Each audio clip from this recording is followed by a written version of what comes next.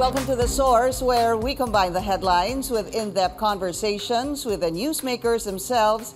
I'm Pinky Webb. Today on the program, the Metro Manila Council elects San Juan City Mayor as its new president.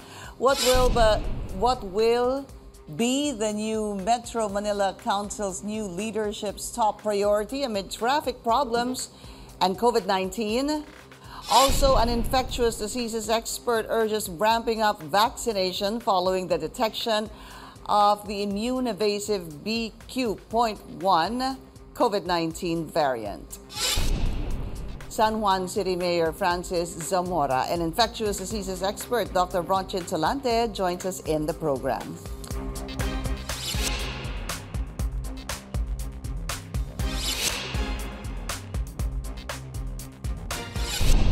The country has detected its first 14 cases of the Omicron BQ.1 sublineage.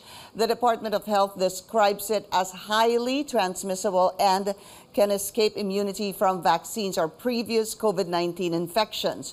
How effective are vaccines against the newly detected sublineage of the Omicron subvariant? Let's go straight to the source of the story first off. We have infectious diseases expert Dr. Rontgene Solante. Dr. Solante, welcome back to The Source. So good to see you again. Hi, good morning, Pinky. Okay, so 14 cases of this BQ.1 already detected in the country. Just for clarification, this is a sublineage of the BA.5. Is that correct, Dr. Solante? Yes, correct, Pinky. This is sublineage of the Omicron BA.5, which is already a highly transmissible mutated subvariant of Omicron, and at the same time with additional mutations that will make this virus more transmissible than BA.5. And it is also believed that antibodies from vaccines or you develop from previous infection might not do well in terms of protecting you against getting this infection. Yeah, but that's not really something new. In fact, when we talk about vaccines, isn't it true, Dr. Solante, that what it really does for the most part, because of the number of sublineage that has been discovered, is that it protects us from severe? Yes, correct. Because what we're trying to look at in terms of measuring the effectivity of vaccines against these mutated variants are the neutralizing antibody.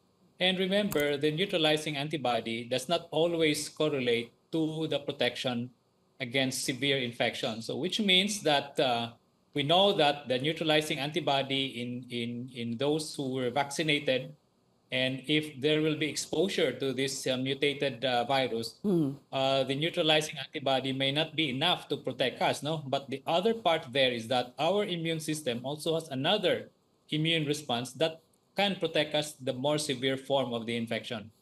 Right. Okay. So, do you think you could explain it to us, Dr. Solante, in siguro easier terms so that we understand it better? These lineage Omicron to a sublineage to another sublineage, or from why does this happen, and is there an end to this?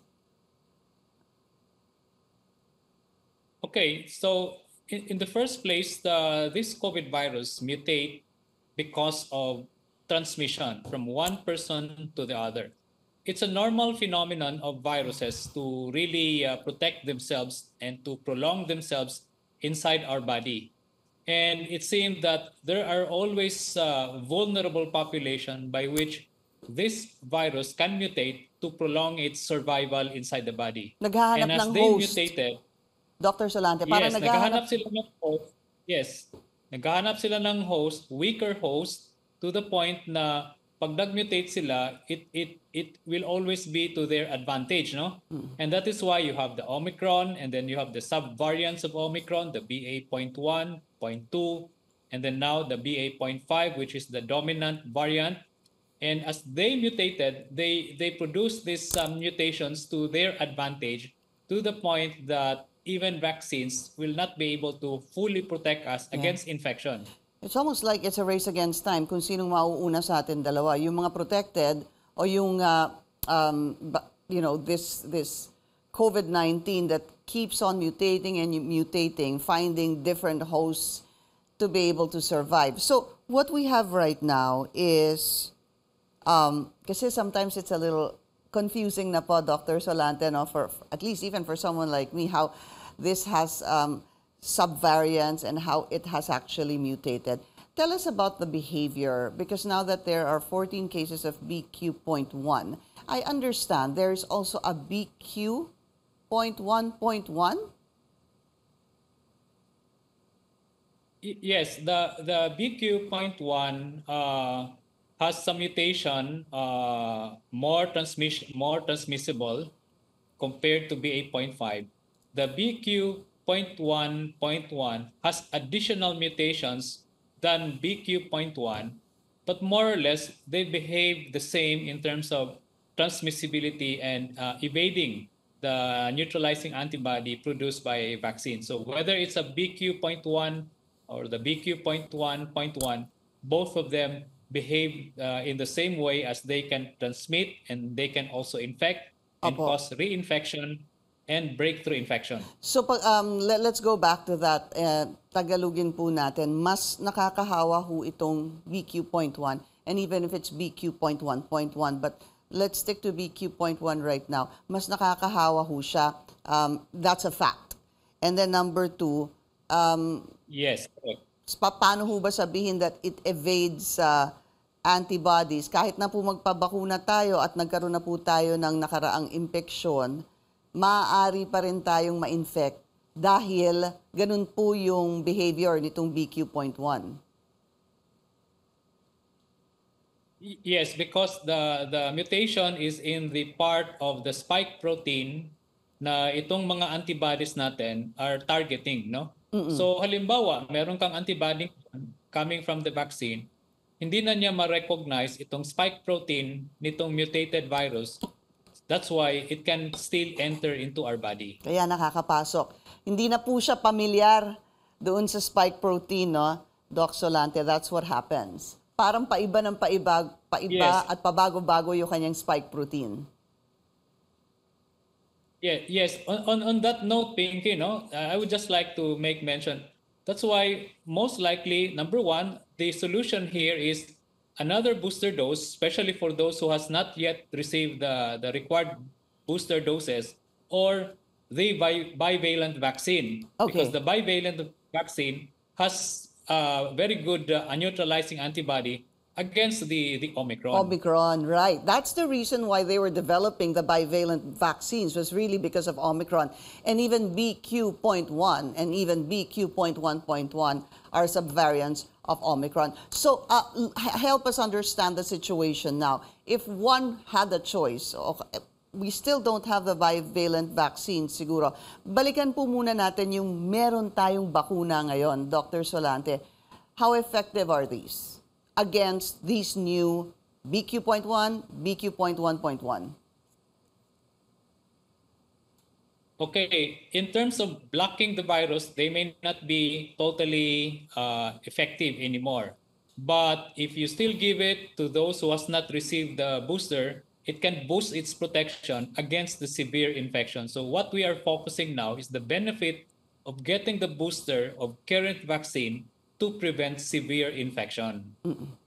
All right, now let's talk about the bivalent vaccines. I was able to speak to OIC Undersecretary Vergere, and they already said that talks are going on, and in fact, it's between Pfizer and Moderna, and I believe they're the only manufacturers looking into bivalent vaccines, developing bivalent vaccines right now. If anybody had a chance, siguro, once we have them here in the country, how effective are these bivalent vaccines against BQ.1 or any Omicron variants for that matter?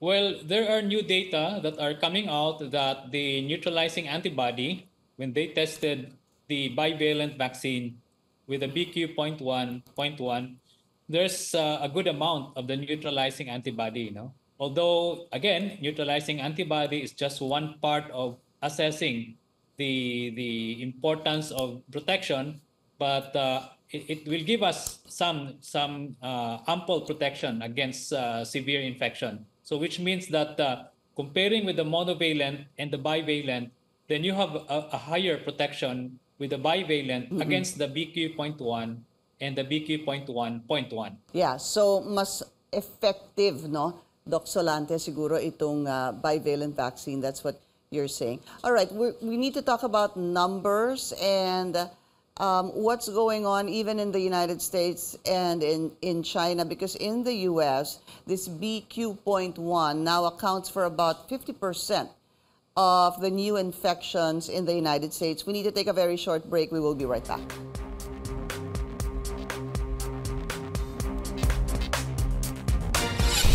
You're watching The Source on CNN Philippines. I'm Pinky Webb. Our source today, infectious diseases expert, Dr. Rontgene Solante. So just to recap that, Dr. Solante, you're telling us right now, if you haven't been boosted, please get boosted because of this, well, new variants, no, or subvariants of the Omicron while awaiting the bivalent vaccines. Now, here's a question. What if somebody said, ayoko muna magpakabakuna ngayon, hintayin ko na lang yung bivalent? What do you say to that? Well, waiting should not be an option because anytime you get the infection, especially Pinky, no, yung mga vulnerable population natin, yung mga 60 years old and above, yung may mga comorbidities, because we're still getting these people admitted in the hospital because of complications of COVID.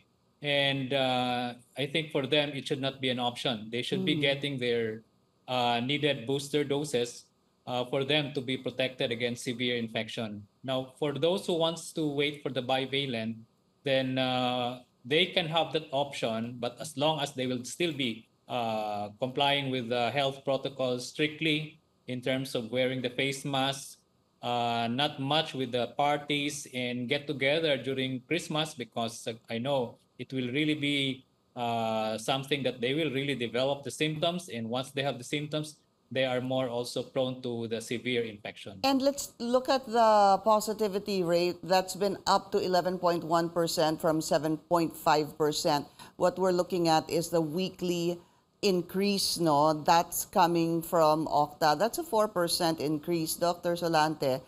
Is this concerning? Are we looking into possible problems come the holiday season? Yes, I would say that as long as we have this BQ.1 and a lot has not received their needed booster doses, then that is expected that infection will rise. There will be uptick of cases, and it will be a concern, especially for the vulnerable population. And although I don't see the cases that we have had last January, around 25 to 30,000, because I think we are now more or less, no, the population immunity has been higher compared to the January, but the possibility of increase in the cases, possibility of people going to the hospital because of severe infection will always be there, especially if cases are going up.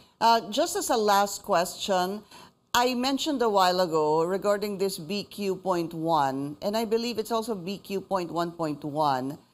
In the United States, it comprises about 50% of the new infections there. So it already shows the kind of behavior this subvariant has. Just a quick, siguro, reflections or an analysis on your end.